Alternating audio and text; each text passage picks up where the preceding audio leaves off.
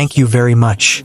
Press release from the Confederation of Sahel States AES regarding the violation of federal airspace.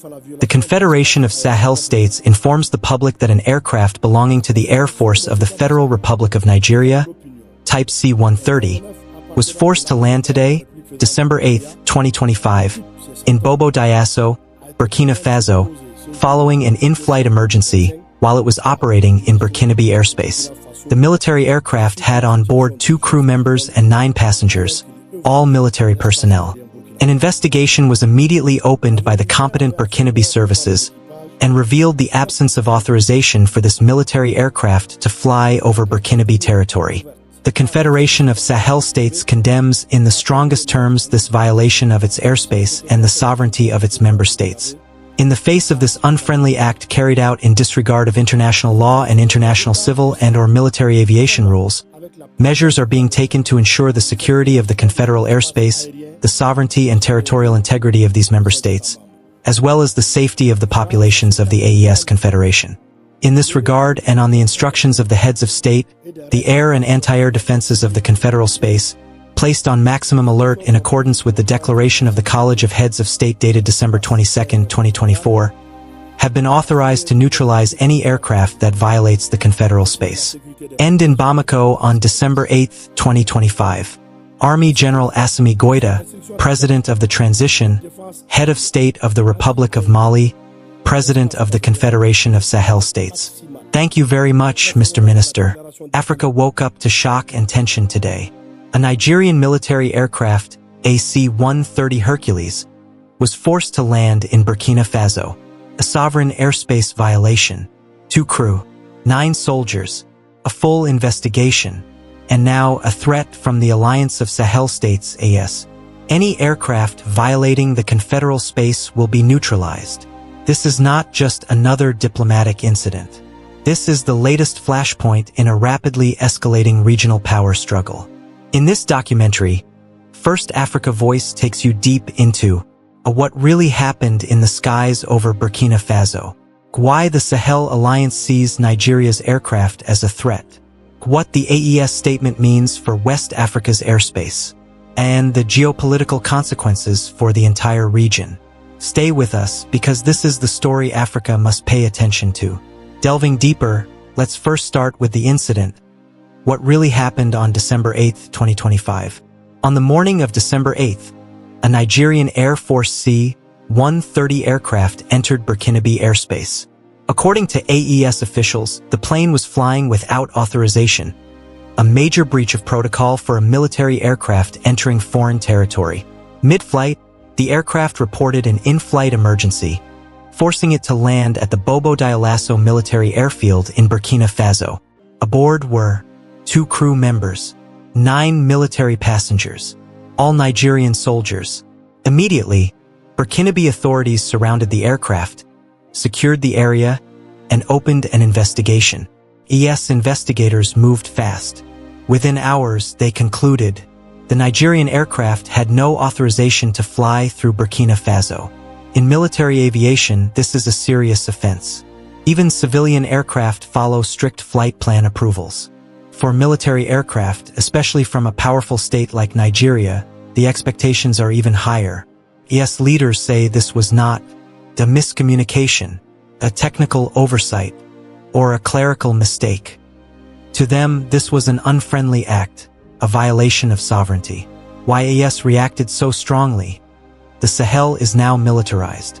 To understand this tension, you must understand the new geopolitical reality in West Africa. The Alliance of Sahel States, AES, Mali, Burkina Faso, and Niger no longer trust ECOWAS, and they especially do not trust Nigeria, the regional powerhouse.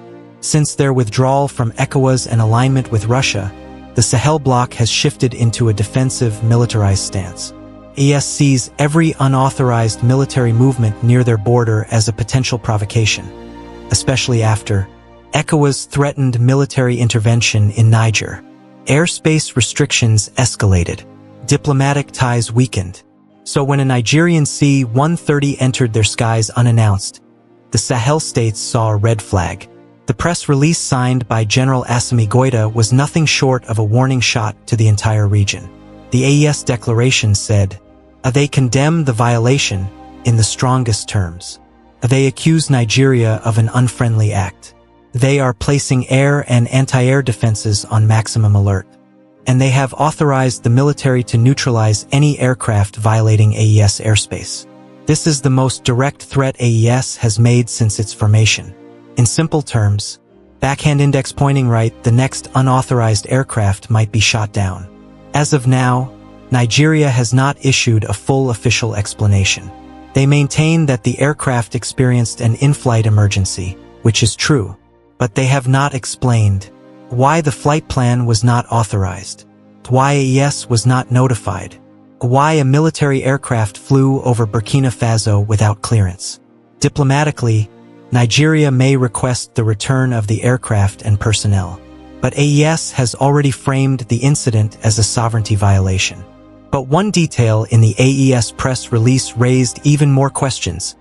Nowhere in their official statement did the Confederation of Sahel States mention where the Nigerian C-130 aircraft was heading. The AES confirmed the aircraft belonged to the Nigerian Air Force. They confirmed it carried 11 military personnel.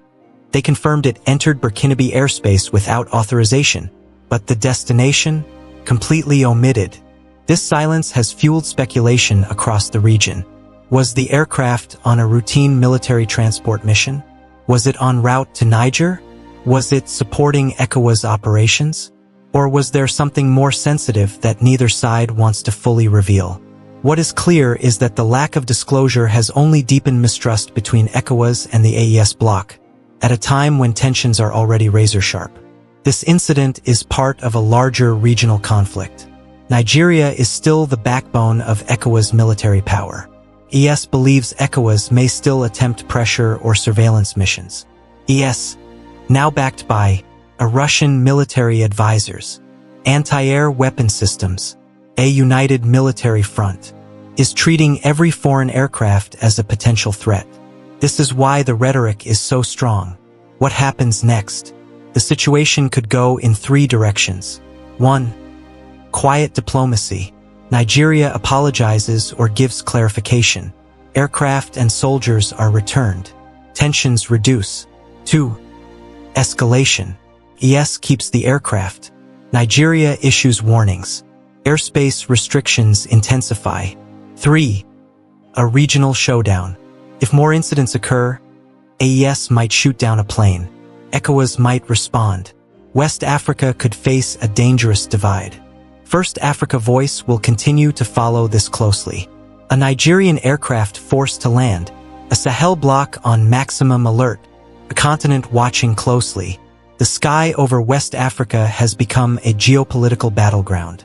And this single aircraft incident reveals the deeper tensions shaping Africa's future. As AES strengthens its stance and Nigeria asserts regional leadership, the next few months will determine whether West Africa moves toward unity or conflict. This has been First Africa Voice. Stay informed, stay aware, and stay tuned for more updates on Africa's changing geopolitical landscape. If this is your first time watching First Africa Voice, make sure you subscribe and turn on notifications. We break complex African events into powerful stories that matter. Your subscription helps us grow and tell Africa's true story.